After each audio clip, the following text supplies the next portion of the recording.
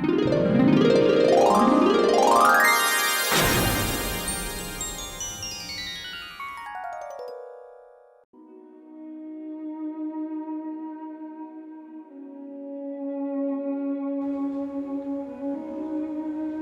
के समय में इंसानी समाज को 4 वर्गों में बांटा गया।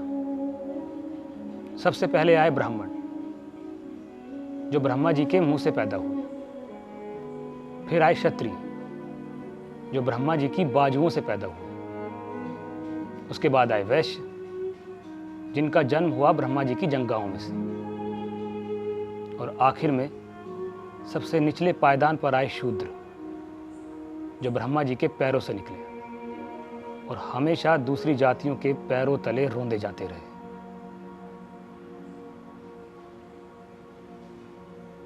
मगर क्या आज भी हजारों सालों के बाद आज के समाज में वर्गों का ही बंटवारा कायम है? क्या आज भी जाति के आधार पर भेदभाव होता है? होना तो नहीं चाहिए, मगर दुर्भाग्य से कुछ जगहें अभी भी ऐसी हैं जहां ये भेदभाव होता है। भेदभाव बुनियादी चीज़ों में, शिक्षा में, रोजगार में। आप उनकी खाट पर नहीं बैठ सकते क्योंकि आप अछूत हैं। आप उनके कुएं में से पानी नहीं पी सकते क्योंकि वो अशुद्ध हो जाएगा।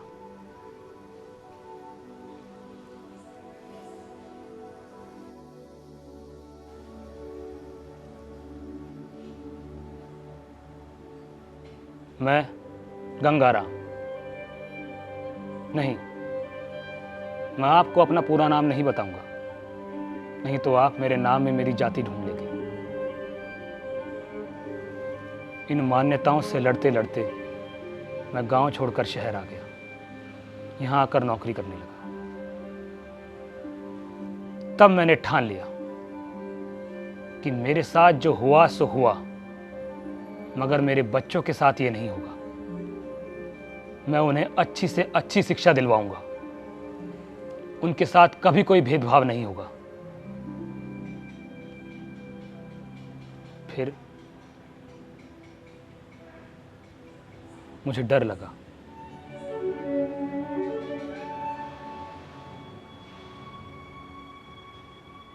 क्या सदियों पुरानी मान्यताओं को तोड़ना आसान होता है?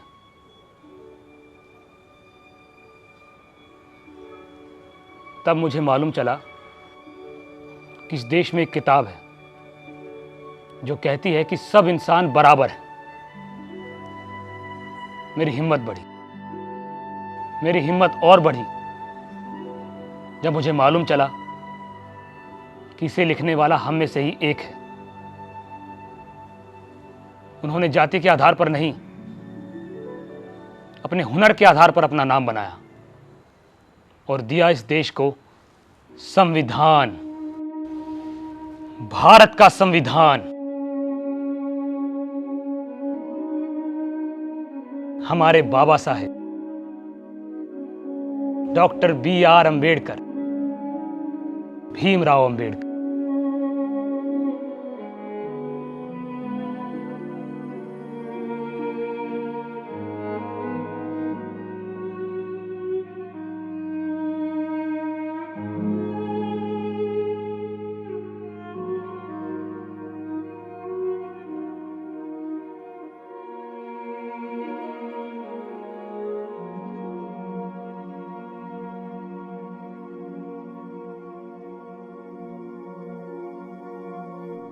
आपको पता है क्या? आज हमारी टीचर ने क्या पढ़ाया? क्या पढ़ाया? कि ओजोन लेयर एक ऐसी लेयर है कि पूरी धरती को चारों ओर से कवर करके रखा हुआ है।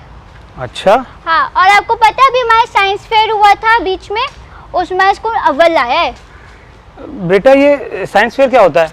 अरे पापा, जैसे कि हम गांव में ऋतु मेला देखने जाते हैं ना, हाँ। ऐसे शहर में भी एक साइंस फेयर होता है जिसमें इन्वेंशन के बारे में बताया जाता है।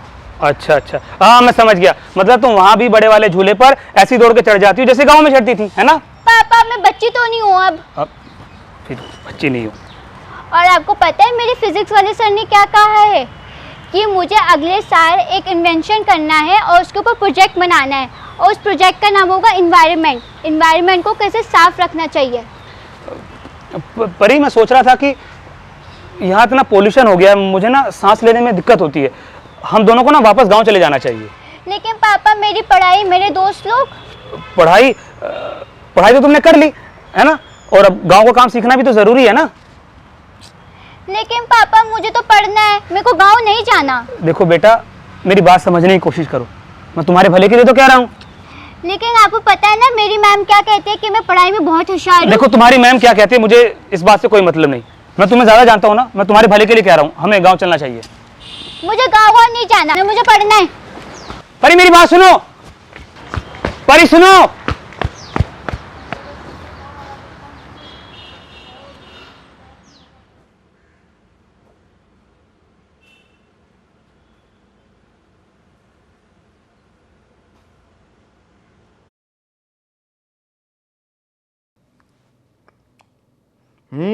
अरे वाह यार गंगा, दाल तो तुमने बहुत अच्छी बनाई है।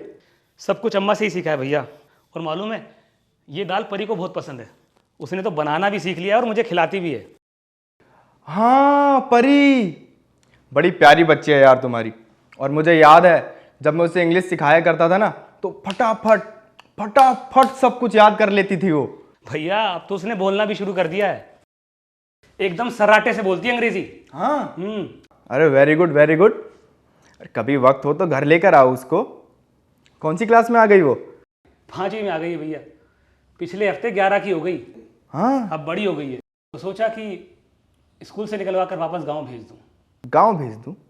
क्यों? वहां जाके घर का काम सीखेगी और क्या। अच्छा, गांव में तो स्कूल होगा ही। हाँ तो ठीक है ठीक है। स्कूल तो है भैया, अब देखो पढ़ना लिखना सीख लिया है, 2-4 साल में उसका रिश्ता पक्का हो जाएगा। और वैसे भी हमारे यहाँ लड़कियों को आगे तक नहीं पढ़ाते। क्यों नहीं पढ़ाते यार? परी इतनी टैलेंटेड लड़की है, उसे पढ़ाओ लिखाओ, क्या परेशानी है? अब आप तो जानते हैं भैया, शहर में रहने में इतनी समस्याएं वैसी ही होती है। जैसे? इतने लोंडे लपाटे घूमते हैं सड़कों पे जहाँ हम रहते हैं, घर की औरतों का तो निकलना मुश्किल है। अब ऐसे में जवान लड़की स्कूल से आना जाना बड़ा मुश्किल है भैया। अरे यार, आने जाने की दिक्कत थी तो तुम बताते ना मुझको। ये अपना पप्पू है ना ऑटो वाला, वो परी का आना जाना सब देख लेगा, उसकी फिक्र मत करो तुम। भैया, आने जाने की बात नहीं है सिर्फ। फिर क्या बात है?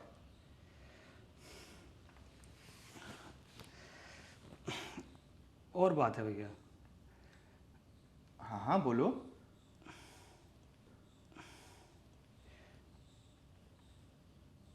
समाज की समस्या है भैया। हमारा समाज आपके समाज की तरह नहीं है, बड़ा अंतर है उसमें। अरे ऐसा कुछ नहीं होता गंगा। अरे भैया, मैं कह रहा हूँ ना, छोड़ दीजिए इस बात। अरे कुछ नहीं होता, तुम बैठो मैं बात करके भैया परेशान हो रहे हैं आप, किसकी कोई जरूरत नहीं है भैया, रहने दीजिए।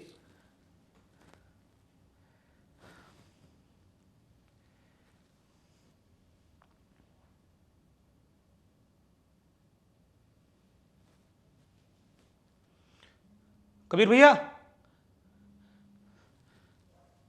कबीर भैया, कबीर भैया, कबीर भैया,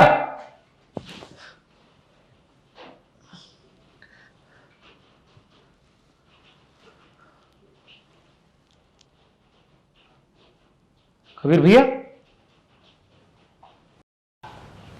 भैया। गंगा, परी को स्कूल जाने दो। कबीर भैया, ये क्या होलिया बना लिया? और ये चश्मा ये कहां से आया?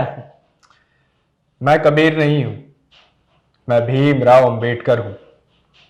और ठीक कहा तुमने, ये चश्मा, ये टाई, ये सब कुछ हमेशा से नहीं था मेरे पास, लेकिन ये भेस और अपनी किस्मत को बदला जा सकता है अगर एक इंसान की सोच सही दिशा की ओर बढ़ रही हो। क्या मतलब?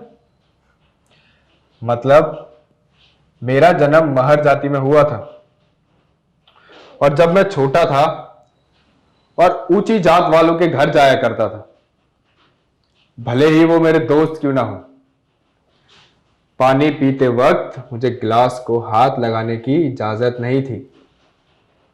मैं पूरा बचपन सोचता रहा कि अगर हम सबका देश एक है, हम सब यहीं की मिट्टी में पले बड़े हैं,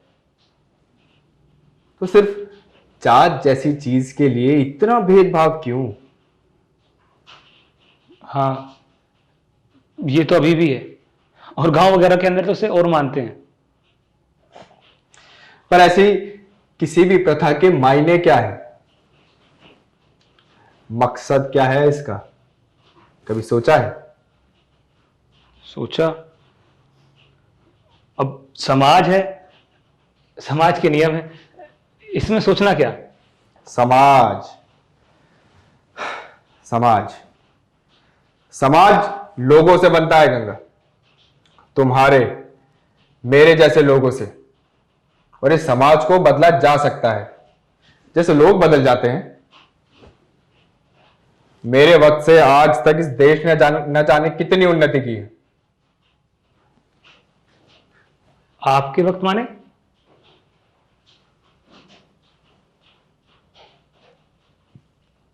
बाबा साहेब अंबेडकर, आप आजादी के समय पे थे ना?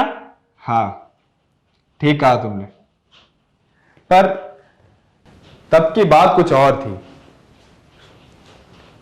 लेकिन आज भी ये जात नाम का बीज हमारे देश से गायब नहीं हुआ है, जो कि बहुत दुख की बात है। पर तब की बात कुछ और थी। आज कानून है इस बुराई के खिलाफ, रिजर्वेशन है पढ़ाई और नौकरी के अंदर। तब तो मानो हमारी कोई आवाज ही नहीं थी। अरे होती भी कैसे? हमारी जात के अंदर पढ़ा लिखा होना ऐसे था जैसे किसी कोयले की खान के अंदर से हीरा ढूंढ निकालना। गंगा, तुम कहां तक पढ़े हो? मैं? हाँ हाँ। मैं तो बस 10वीं तक पढ़ा हूं।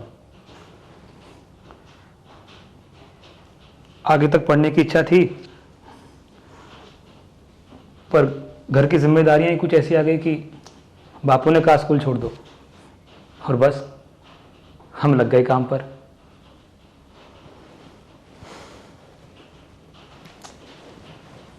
मजबूरी के नाम पर कितने सपने टूट जाते हैं इस देश के अंदर, है ना गंगा? अब जो हो गया सो हो गया। अच्छा, तुम्हें पता है जब मैंने 4वीं कक्षा पास की थी ना, तो मेरे समाज वालों ने एक बहुत बड़ा उत्सव मनाया था, वो भी सिर्फ मेरे लिए, और मैं बेहद खुश था। लेकिन जब धीरे धीरे मालूम हुआ कि इतनी बड़ी बात सिर्फ मेरे समाज वालों के लिए ही है, और अगर अब सोचे तो उस जमाने में भी 4वीं कक्षा पास करना किसी ऊंची जाति के लिए कोई बड़ी बात नहीं होती। फिर आपने क्या किया? मैं समझ चुका था कि अब ये मेरी पढ़ाई ही मुझको आगे रास्ता दिखाएगी, तो मैंने बहुत मेहनत की। बॉम्बे में अपना कॉलेज खत्म कर मैं वहां एक नौकरी में लग गया, और इसी नौकरी के दौरान मुझे एक स्कॉलरशिप मिली, जिससे मैं कोलंबिया गया अपनी बाकी की पढ़ाई करने के लिए। मैं वहां पर और भी पढ़ना चाहता था, लेकिन मेरा वीजा एक्सपायर होने की वजह से मुझको वापस आना पड़ा। भारत वापस लौटने के बाद मैंने यहां पर भी बहुत सी नौकरियां की, लेकिन हर नौकरी में वही जात पात, ऊंच नीच के ये सब रीति रिवाज मानो मेरे हर तर्क पर एक सवाल पैदा कर रहे थे। फिर आपने नौकरी छोड़ दी? हाँ, छोड़ दी, और अपने ही कमाए हुए पैसों से मैं अपने लिए एक नई राह ढूंढने लगा। मैं लंदन गया इकोनॉमिक्स की पढ़ाई करने के लिए। इकोनॉमिक्स में डॉक्टरेट की पढ़ाई करने वाला मैं पहला भारतीय था, और अपने समाज से पहला जो कॉलेज जा पाया। तब तक मेरी सोच और पक्की हो गई थी।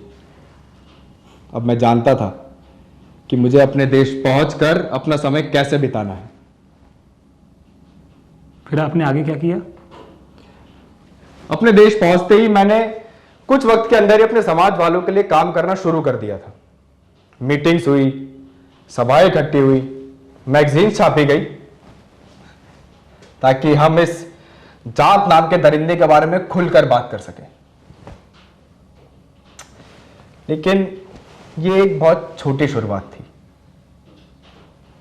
फिर 1927 के अंदर मैंने अपने कॉमरेड साथियों के साथ मिलकर एक आंदोलन निकाला। हम मोर्चे पर भी गए। तब एक सुबह के लिए दिया जलाने का काम शुरू हो चुका था और अंग्रेजों से आजादी की लड़ाई इस दिए जलाने का एक पहलू था, और दूसरा पहलू था उस सोच को मिटाना जिससे हम सब पीड़ित थे। और तुम्हें पता है इस सब के लिए सबसे जरूरी क्या था? क्या? तालीम। उनकी तालीम जिन्हें समाज ने निचला घोषित कर दिया था, उनकी पढ़ाई। लेकिन हमारे इतने बड़े देश के अंदर यह मुकाम हासिल कर पाना इतना आसान तो नहीं था। फिर हमें आजादी मिल गई, हमारा देश आजाद हो गया, और मुझे अपनी जिंदगी के सबसे बड़े प्रयास का हिस्सा बनने का मौका मिला। मैंने और एक काबिल टीम ने मिलकर इस देश को ऐसी चीज दी जो इस देश की नींव है, इसका कॉन्स्टिट्यूशन। क्या? कंपटीशन? कंपटीशन नहीं, कॉन्स्टिट्यूशन, यानी के संविधान। वो संविधान जो तुम्हें तुम्हारा हक देता है, वो किताब जिसके अंदर इस देश के नियम और कानून लिखे हुए हैं, जिसे कोर्ट, पुलिस, यहां तक कि नेता भी मानते हैं। वो संविधान जो तुम्हें तुम्हारा हक देता है, जीने का हक, पढ़ने लिखने का हक, खाने का हक, काम करने का हक, पढ़ने का हक, और ना जाने ऐसी कितनी चीजें। हाँ हाँ, मुझे याद आ गया। मैंने आपके बारे में सुना था,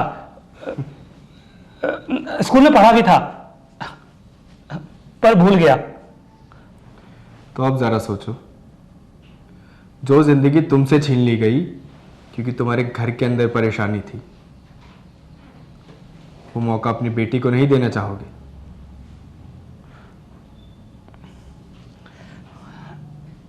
ऐसा नहीं है बाबा साहेब।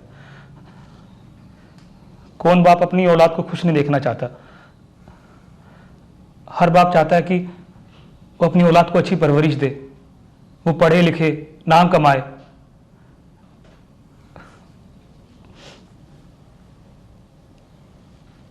पर हमारा समाज इन सब में नहीं मानता। गंगा, जरा सोचो, अगर तब मैं समाज के नियमों से संतुष्ट हो जाता तो क्या वो सब कर पाता जो मैंने किया? समाज की बाधाएं तुम्हारे लिए एक चुनौती है। नियम सही और गलत दोनों हो सकते हैं। समाज की बेड़ियों से अपनी सोच को धुंधला मत होने दो। परी तुम्हारी बेटी है, पढ़ाई लिखाई उसका हक है। उससे ये सब छीन लेना मतलब उससे वो जिंदगी छीन लेना है जो शायद वो अपनी शर्तों पर जी सकती है, नाम कमा सकती है, अपनी किस्मत बदल सकती है, अपने समाज का उद्धार कर सकती है।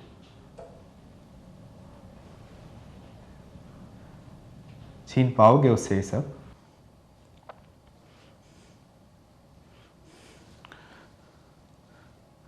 नहीं बाबा साहेब, आप सही कह रहे हैं, आप बिल्कुल सही कह रहे हैं। मेरी परी को तालीम मिलेगी, तालीम उसका हक है। इसके लिए चाहे मुझे किसी से भी क्यों ना लड़ना पड़े, मेरी परी को तालीम मिलेगी, जरूर मिलेगी।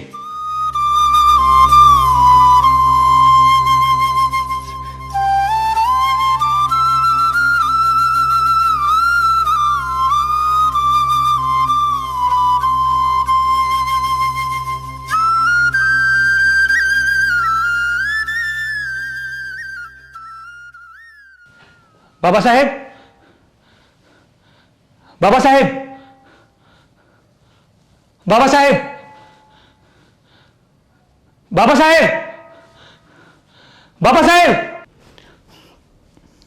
गंगा, मेरी बात हो गई पप्पू से, बढ़िया आदमी है, फिक्र की कोई बात नहीं है। परी को स्कूल तक ले जाना और वहां से वापस लाना, वो दोनों काम कर देंगे। भैया आप, और ऑटो का खर्चा भी मैं ही दूंगा, ठीक है? बस तुम परी का स्कूल नहीं छुड़वाओगे। वो बाबा साहेब। बाबा साहेब?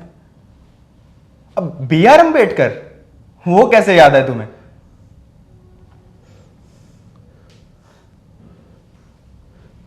मैं समझ गया, मैं समझ गया भैया।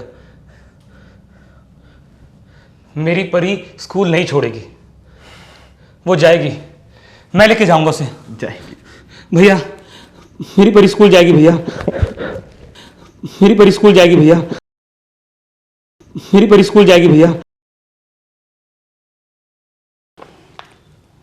परी,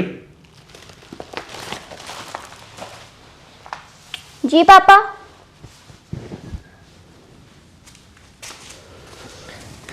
क्या कर रही हो बेटा?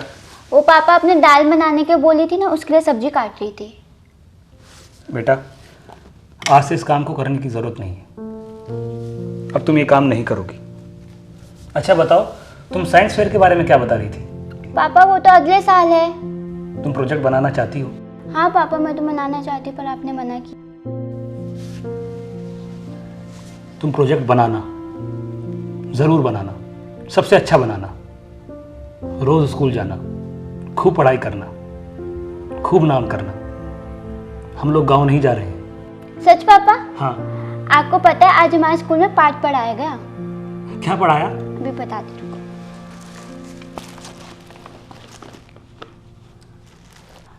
मनु के समय में इंसान समाज को 4 वर्गों में बांटा गया। सबसे पहले आए ब्राह्मण, जो ब्रह्मा जी के मुंह से पैदा हुए। उसके बाद आए क्षत्रिय, जो ब्रह्मा जी के हाथों से पैदा हुए। फिर आए वैश्य, जिनका जन्म ब्रह्मा जी के जांघों से हुआ। और अंत में सबसे निचले पायदान पर आए शूद्र, जो ब्रह्मा जी के पैरों से निकले और हमेशा दूसरी जातियों के पैरों तले रौंदे जाते रहे। क्या पापा अभी भी ऐसा होता है? नहीं बेटा, अब नहीं होगा, आज से नहीं होगा। इसकी शुरुआत हो चुकी है, हमारी नन्ही परी से इसकी शुरुआत हो चुकी है। अच्छा बताओ, तुम्हें दाल बहुत पसंद है ना? हाँ पापा। आज मैं तुम्हें अपने हाथों से दाल बनाकर खिलाऊंगा। सच पापा? हाँ। तुम अपनी पढ़ाई में ध्यान दो। जी पापा। अच्छा तुम बता रही थी ना, वो क्या होता है जो धरती को करके रखता है चारों तरफ से, क्या होता है वो? ओजोन लेयर पापा। ओजोन। ओजोन।